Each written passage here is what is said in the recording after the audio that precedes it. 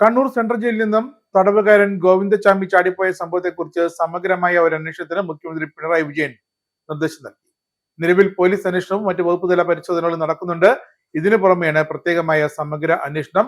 മുൻ കേരള ഹൈക്കോടതി judge justice retired CN Ramachandran Nair, മുൻ സംസ്ഥാന പോലീസ് മേധാവി ജേക്കബ് കുനൂസ് എന്നിവരാണ് പ്രത്യേക അന്വേഷണം നടത്തുക. കണ്ണൂരിലെ സംഭവത്തിന്റെ പശ്ചാത്തലത്തിൽ മുഖ്യമന്ത്രി അടിയന്തരമായി വിളിച്ചു ചേർത്ത ഉന്നതതല യോഗത്തിലാണ് പ്രത്യേക അന്വേഷണമടക്കമുള്ള കാര്യങ്ങളിൽ തീരുമാനമെടുത്തത്. നിലവിൽ നടക്കുന്ന അന്വേഷണങ്ങൾ അതിവേഗം പൂർത്തിയാക്കാനും മുഖ്യമന്ത്രി നിർദ്ദേശം നൽകി. സംസ്ഥാന chief secretary doctor A Jayathilak, police മേധാവി റവാഡ ചന്ദ്രശേഖർ, ആഭ്യന്തര additional chief secretary Vishwanath Sinha, പൊതുമരാമത്ത് സെക്രട്ടറി കെ ബിജു, ജയിൽ മേധാവി Balram Kumar Upadhyaya, intelligence additional DGP P Vijayan എന്നിവരാണ് മുഖ്യമന്ത്രി വിളിച്ച യോഗത്തിൽ പങ്കെടുത്തത്. കണ്ണൂർ സെൻട്രൽ ജയിലിലുണ്ടായത് അത്യന്തം ഗൗരവം നിറഞ്ഞതും വിശദമായ പരിശോധന നടത്തി നടപടി സ്വീകരിക്കേണ്ടതുമായ സംഭവമാണെന്ന് മുഖ്യമന്ത്രി യോഗത്തിൽ പറഞ്ഞു. അടുത്ത 3 മാസത്തിനകം സംസ്ഥാനത്തെ പ്രധാനപ്പെട്ട 4 ജയിലുകളിലും വൈദ്യുതി ഫെൻസിംഗ് പൂർണ്ണ തോതിൽ പ്രവർത്തനക്ഷമമാക്കണം തീരുമാനമെടുത്തു.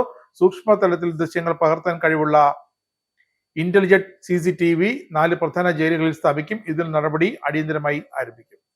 ജയിൽ ജീവനക്കാർ തുടർച്ചയായി ഒരു സ്ഥലത്ത് തുടരുന്നത് കണക്കിലെടുത്ത് അതുമൂലം ഉണ്ടാകുന്ന പ്രശ്നങ്ങൾ ഒഴിവാക്കാൻ ഓരോ സ്ഥലത്തും 5 വർഷം പൂർത്തിയായവരെ മറ്റിടങ്ങളിലേക്ക് മാറ്റും.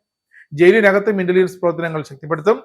ശിക്ഷിക്കപ്പെട്ട കൊടും ക്രിമിനലുകളിൽ പലരെയും ഇപ്പോൾ അതീവ സുരക്ഷാ ജയിലിലാണ് പാർപ്പിച്ചിരിക്കുന്നത്. ഇത്തരക്കാർക്ക് അന്തർ സംസ്ഥാന ജയിൽ മാറ്റം കൂടി പരിഗണിക്കും. ജയിലുകളിൽ ഇപ്പോൾ വീഡിയോ കോൺഫറൻസിംഗ് സംവിധാനമുണ്ട്. അത് ശക്തിപ്പെടുത്താനുള്ള നടപടികൾ സ്വീകരിക്കും. ജയിലിനകത്ത് തടവുകാർക്ക് ലഭ്യമാകുന്ന സൗകര്യങ്ങൾ വർദ്ധിപ്പിക്കുകയും ചെയ്യും. താങ്ങാവുന്നതിൽ കൂടുതൽ തടവുകാർ ജയിലുകളിൽ ഉള്ള സാഹചര്യത്തിൽ പുതിയ ഒരു സെൻട്രൽ ജയിൽ ആരംഭിക്കും. ഇതിനായി കോട്ടയം, പത്തനംതിട്ട മേഖലകളിൽ സ്ഥലം കണ്ടെത്താൻ നടപടി ആരംഭിക്കാനും മുഖ്യമന്ത്രി യോഗത്തിൽ നിർദ്ദേശം നൽകി.